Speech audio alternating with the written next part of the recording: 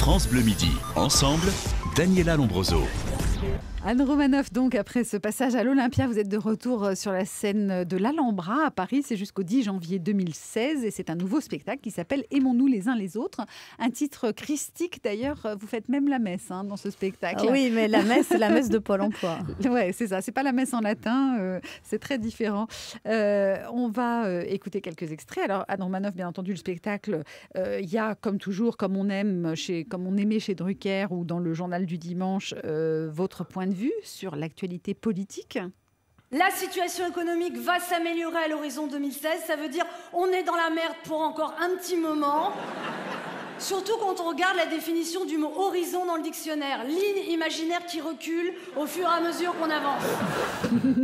Voilà, ça donne le ton. Dans ce spectacle, Anne Romanoff, il y a aussi les grandes questions de société. La mère qui marie sa fille, par exemple, et qui dit à son mari... Jacques, si tu pouvais arrêter de faire la gueule, ça va finir par se voir. Fais comme moi, prends sur toi. Elles sont belles, les deux mariées. C'est un mariage heureux.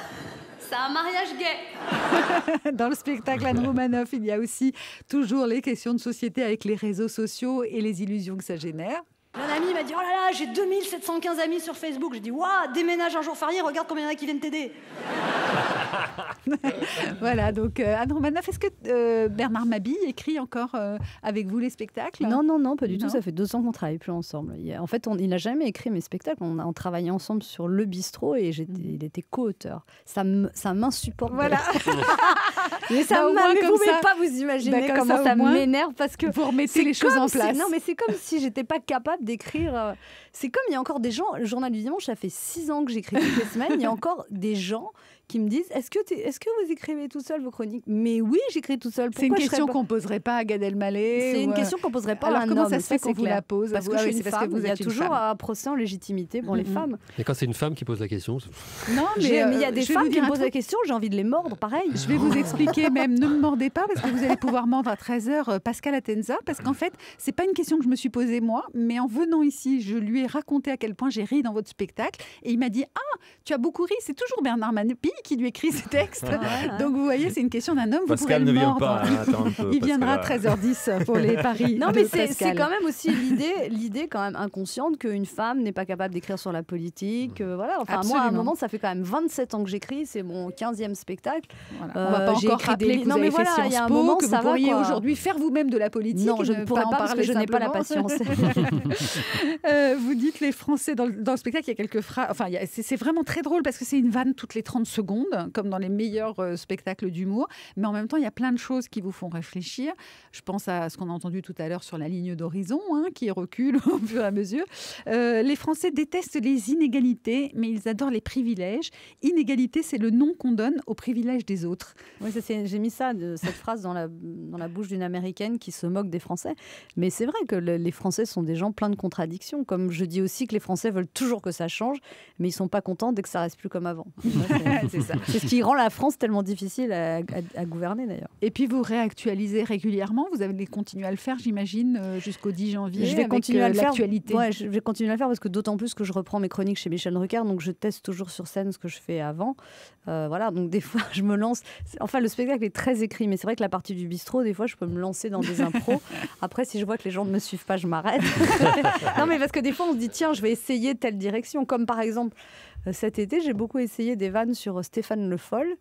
Et ben ça ne marche pas tellement. Ah bon? Non. Pourtant, parce que moi, ça me faisait hurler de rire cet homme. Par exemple, faites tester sur nous. Non, mais c'est pas ça. Moi, ce qui me fait hurler de rire, c'est que j'ai toujours eu l'impression depuis début août que le mec, il rêve que d'une chose, c'est retourner en vacances. Il avait vraiment une tête. Et j'ai voulu dire ça. Et en fait, ça marche pas. Si, ça fait rire, mais pas plus que ça. Sur le port aussi, sur le port français. Non, c'était pas ça. En revanche, sur l'attentat dans le Thalys, là, vous avez actualisé. Qu'est-ce que ça vous a inspiré? Ah non, je le dis pas à la radio. Je le réserve pour Michel Drucker et pour les gens sur scène. Mais c'est vrai que c'est difficile parce qu'on se dit est-ce que ça va passer? Et c'est l'avantage aussi d'être sur scène, c'est que justement on peut se lancer dans des vannes plus ou moins en se demandant. Et puis après, moi, vraiment, je me cale sur le public. Et en l'occurrence, sur le Thalys, j'ai des applaudissements, quoi. Alors que c'est pas. Mais je pense que les gens m'ont dit voilà, ça leur fait du bien aussi.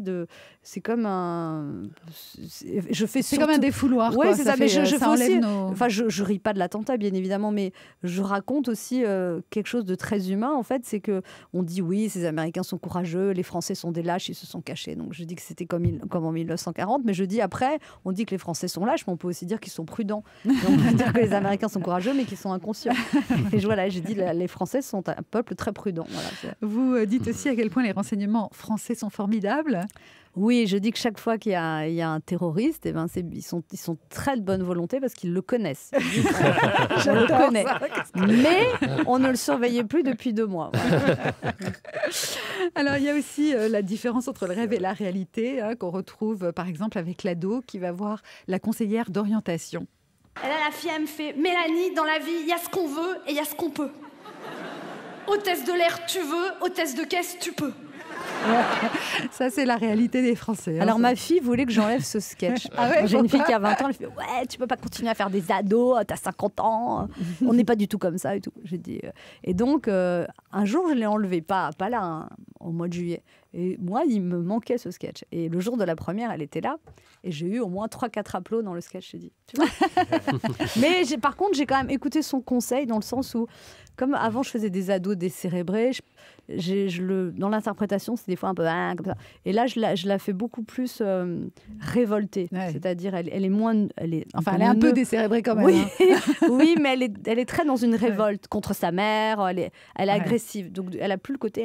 voilà. Donc, votre fille préfère. Voilà. Ce qui est bien, c'est que finalement, vous parlez de l'actualité, mais avec toujours le prisme du quotidien. Vous vous mettez à la place des Français et de ce qu'ils peuvent ressentir. Et par exemple, la dette grecque, comme tout le monde, vous vous posez la question, mais pourquoi nous, quand on a le moindre crédit, la moindre dette, on nous court après et on ne peut absolument pas déroger, alors que les États, eux, peuvent ne pas payer leurs dettes. J'ai dit, les banques prêtent plus facilement aux États endettés qu'à des particuliers. Ouais. Mais c'est vrai.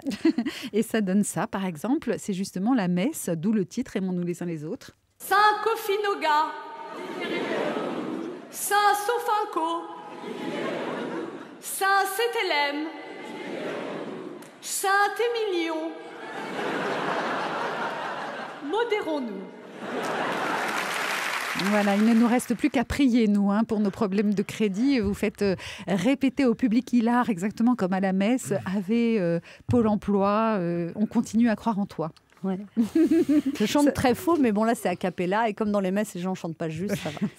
Ça vous plaît de vous mettre dans le rôle du prêtre, de faire cette messe, d'être suivi, d'entendre la foule qui chante? Écoutez, c'était pas, je sais pas, j'avais envie de faire un sketch sur la crise économique. Après c'est toujours dur de trouver un angle original et puis c'est venu comme ça, mais c'est un sketch qui m'a demandé beaucoup quand même d'écriture parce que il fallait que les gens rentrent dans le truc, que les gens qui n'ont pas l'habitude d'aller à la messe et les codes, il fallait aussi qu'il y ait des vannes dans chaque phrase pour que ça fasse rire. Donc ça a été pas mal de...